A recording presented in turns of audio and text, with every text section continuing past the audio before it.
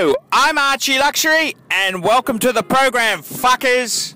And today I'd like to talk about your goals. That's right, your goals, dreams, and aspirations.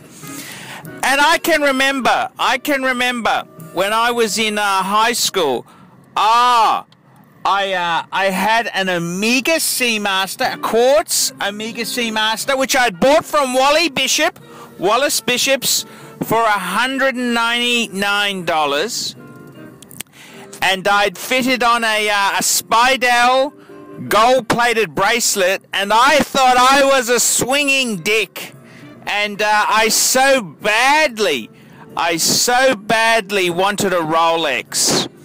And I remember having the Rolex catalog. I got it from Hardy Brothers, and I remember because the first model in the book was it was an Air King, and I'm thinking, oh, I'd love to have an Air King. What a wonderful watch to have. And you know, it's very plain, steel bracelet, oyster steel bracelet, you know, white dial, stick markers, you know, just very, very plain. And I thought, oh geez, I'd really love to have an Air King. And I just wanted one so badly. I mean, that was such a goal to get an Air King. And I remember when I finally got a credit card. Fuck saving up for this sort of shit. And I said to a jeweler who was a client of mine, I said, please get me the cheapest Rolex you can. And I got an Explorer 1, plastic Explorer 1, and I was disappointed. I was thinking, oh, I would have preferred an Air King or a Datejust, but hey, what a fucking great watch that turned out to be. I sold the fucker for $8,500. Fucking 7 or 8 years later. Amazing, absolutely amazing piece. And I got to tell you the truth there. You know, that was such a goal for me to have a Rolex. And once I'd got my my Rolex, I could never. Oh, I thought, wow, you know, the ultimate dream would be to have a president, a Rolex day-date in yellow gold. Wow, that would just be wow. And I sold the Air King. Sorry, I sold the Explorer 1 and bought a Rolex 18-karat day-date president. And it's funny. It's funny how life takes you on a course. And then I sold it. You know, you run into money problems. You sell the fucking thing off. But then, you know, I started to learn about watches, and I understood Rolex wasn't necessarily the greatest. What was the greatest? And there was a brand called Patek Philippe, and I used to mispronounce the fucker. I used to call it Philippe Patek. Philippe Patek. How fucking naive and stupid is that, eh? Philippe Patek. And I thought to myself, wow, if I could get myself one of those Philippe Pateks, I'd be so cool. And eventually I got a 3919, which is a manual wind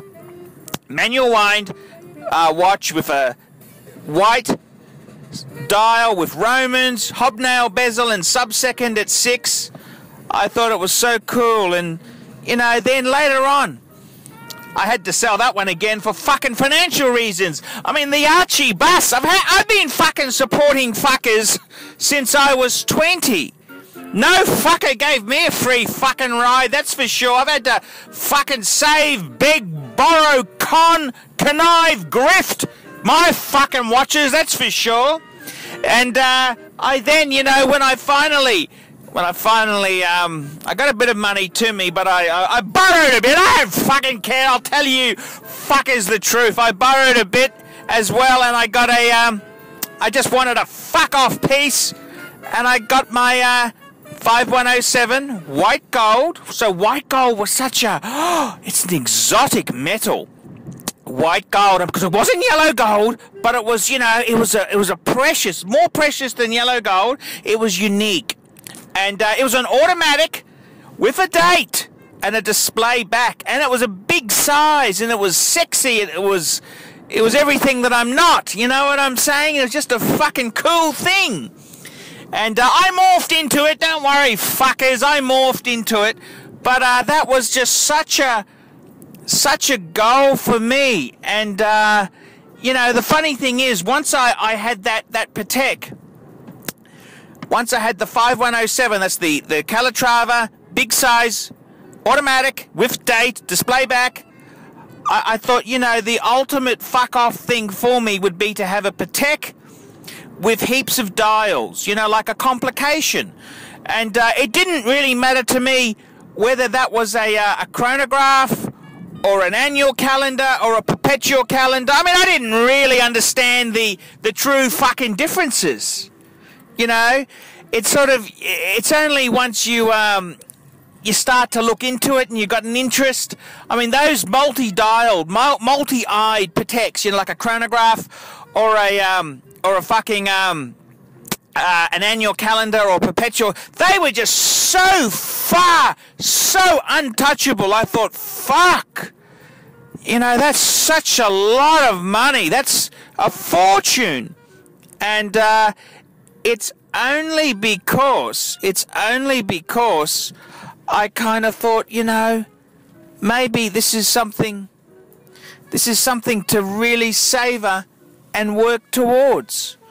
And what's the next thing now? Well, you know, in all honesty, I really love my 5107. It's simple, it's plain, it's just a gorgeous piece. It doesn't need to have heaps of dials. I've got the annual calendar. That's a cool complication.